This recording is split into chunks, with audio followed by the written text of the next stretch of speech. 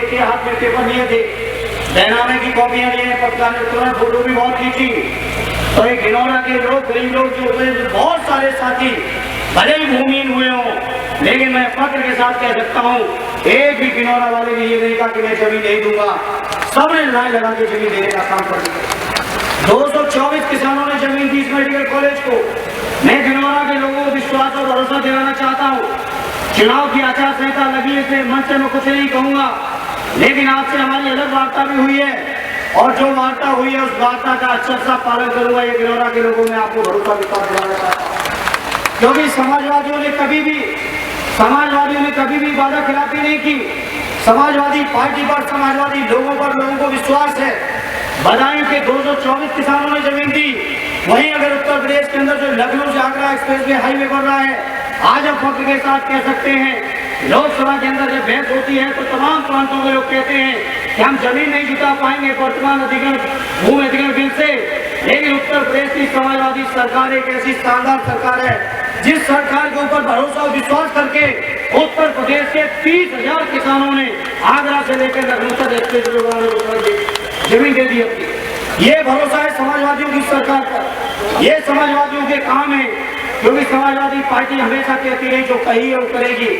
इन्हें बदायूं के भाइयों आपको विश्वास और भरोसा दिलाना चाहते हैं।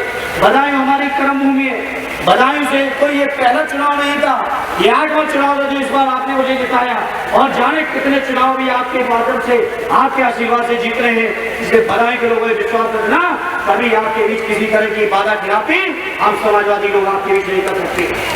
बहुत सारी समस्या हो, चाहे नादा का डिग्री कॉलेज हो, चाहे हमारे कई मॉडल स्कूल्स हो, इनमें तो अभी हम जुलाई से पढ़ाई शुरू कराएंगे ही। इसके अलावा भी प्राइवेट बहुत सारे कॉलेजों की शुरुआत की है। तो एक नहीं अनेक मुद्दे हैं।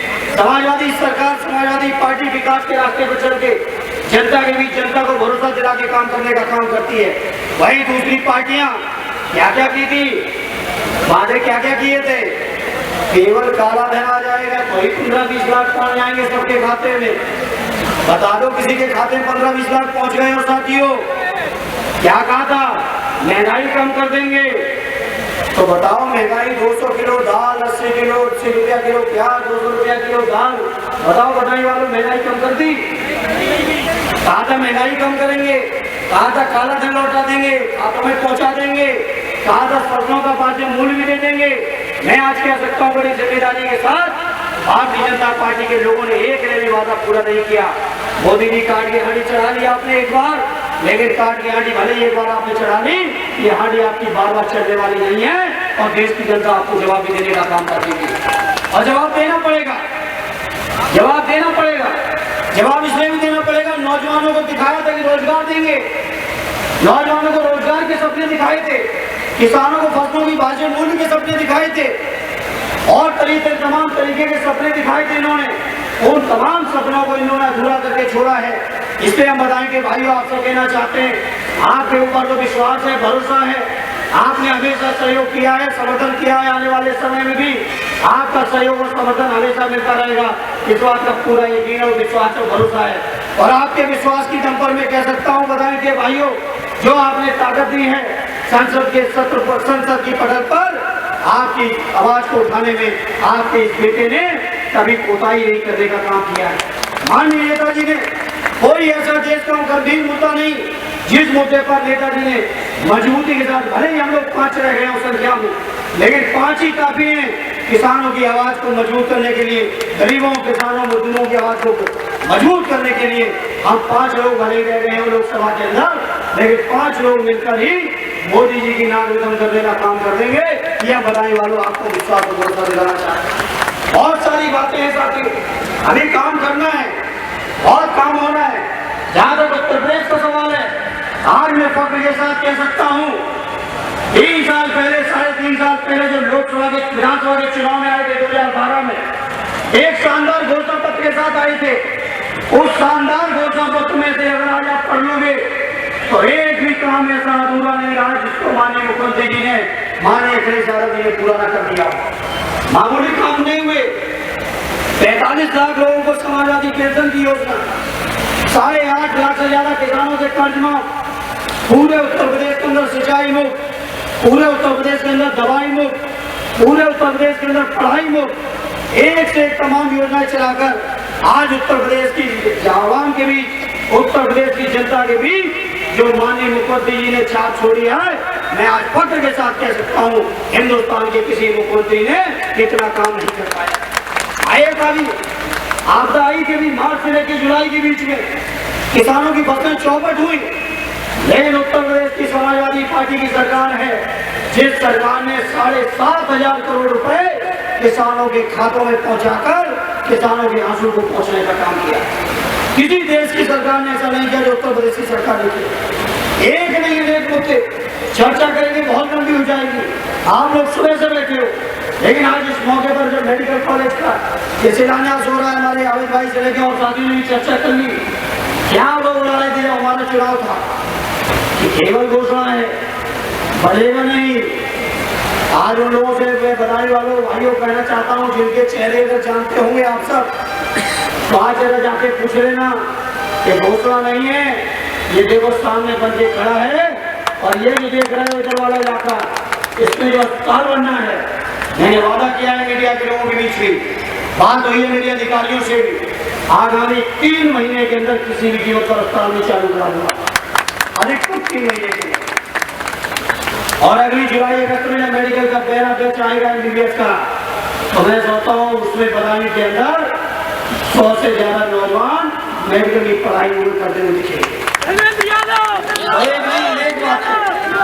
एक नहीं अनेक चीजें मैं आदरणीय नरेश प्रसाद जी से, आदरणीय चेतना जी, भाई आरिफ साहब और तमाम अपने साथियों से, विमल जी से भी निवेदन करूंगा और भी साथियों से निवेदन करूंगा, गरीबों की सेवा में कोई कटौती न करना, धर्मशाला बनानी पड़े, हॉस्पिटल बनाना पड़े, जो भी बनाना पड़ेगा आप सब बनाइएगा, और जहां भी जिस भाई भी आप मुझे समझेंगे आपका ये भाई आपके बीच खड़ा दिखाई देगा।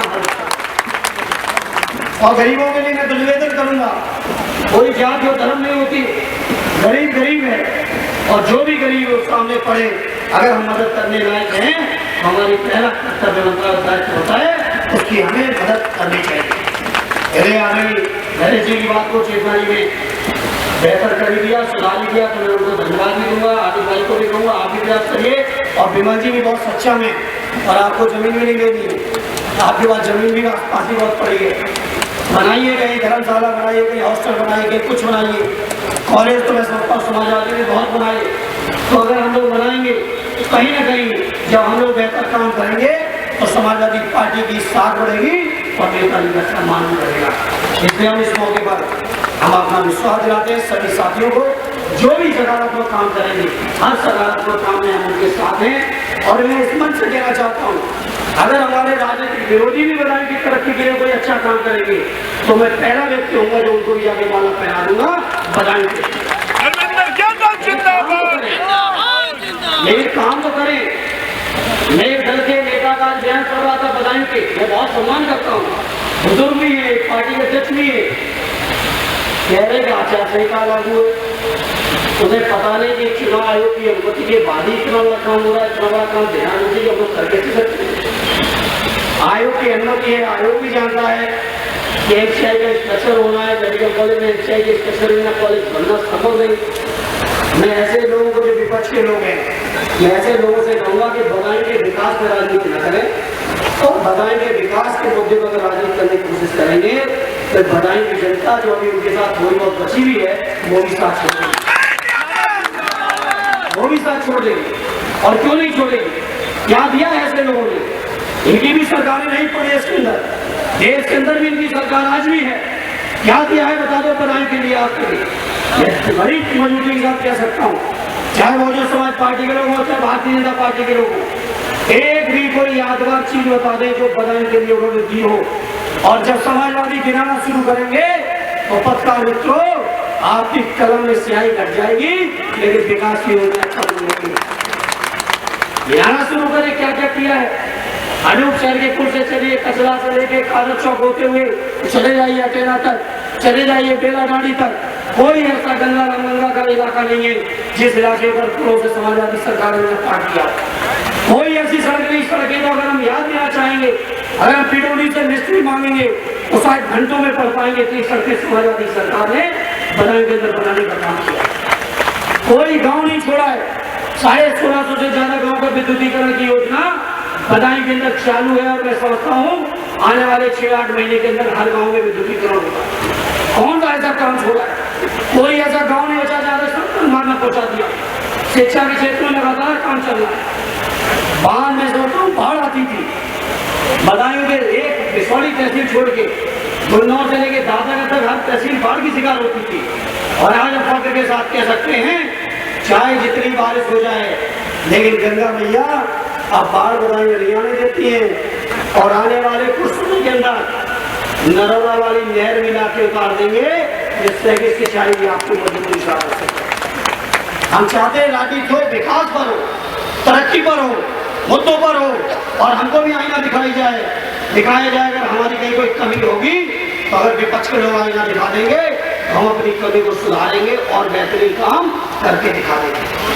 ये है समाजवादी सरकार, ये समाजवादी लोग काम करने वाले हैं। केवल आवाज जो लोग राज आज से शुरू हो जाएगा उसमें भी उन्हें आचार संहिता दिख रही है। अब आचार संहिता तो अभी 2 तारीख तक इसका परिणाम आएगा, जो शुरू होगा तब तक आ जाएगा उसका प्रणाली शुरू हो जाएगी। प्रणाली खत्म होगी तब जिला पंचायत अध्यक्ष फिर एमएलसी फिर प्रमुखी तो 5 महीने तो मेडिकल कॉलेज शुरू नहीं होगा। लेकिन हम धन्यवाद देना चाहते हैं इस मंच के माध्यम से इलेक्शन कमीशन का कि जब हमारे अधिकारियों ने उनसे अनुमति मांगी तो उन्होंने उसकी अनुमति भी दी और आज उनकी अनुमति का ये परिणाम है कि आज ओपीडी का काम शुरू हो गया है और ये चुनाव नहीं खत्म हो पाएंगे उससे पहले हॉस्पिटल भी चालू हो जाएगा। खुश है तो नेता हमारा खुश हो जाएगा, हम भी खुश हो जाएंगे। हम चाहते दिल्ली की सरकार आपके पास ना कोई बड़ी योजना बनाने के लिए हम सबसे पहले खड़े होंगे, लोकसभा में भी स्वागत कर देंगे, यहाँ भी कर देंगे। लाओ तो कुछ नहीं, क्या करोगे? कभी कब्जियात करोगे, कभी गौ हत्या के नाम पे नफरत फैलाओगे, कभी गांधी जी के हत्यारे के विचारधारा के थे अब गांधी जी को चुराने की कोशिश हो रही है सफाई के नाम पर। मैं सोचता हूँ देश की मान जनता जानती है, देश की मान जनता महसूस करती है कि कौन लोग कैसे हैं, किनका क्या चरित्र है, किनका क्या काम है और कौन क्या करने वाले हैं। तमाम बातों के साथ साथ आज इस मौके पर अपनी ओर से आप सबकी ओर से माननीय मुख्यमंत्री जी का बार आभार व्यक्त करता हूँ, धन्यवाद देता हूँ कि उन्होंने शानदार ये शुरुआत कराई और आप सबका भी आभार व्यक्त करते हुए और भरोसा दिलाते हुए कि न केवल ये हॉस्पिटल पूरा होगा, कॉलेज पूरा होगा बल्कि बदायूं की हर योजना को पूरा कराने का काम हम समाजवादी सरकार के लोग बैठे लोग करेंगे। बहुत बहुत धन्यवाद। जय हिंद।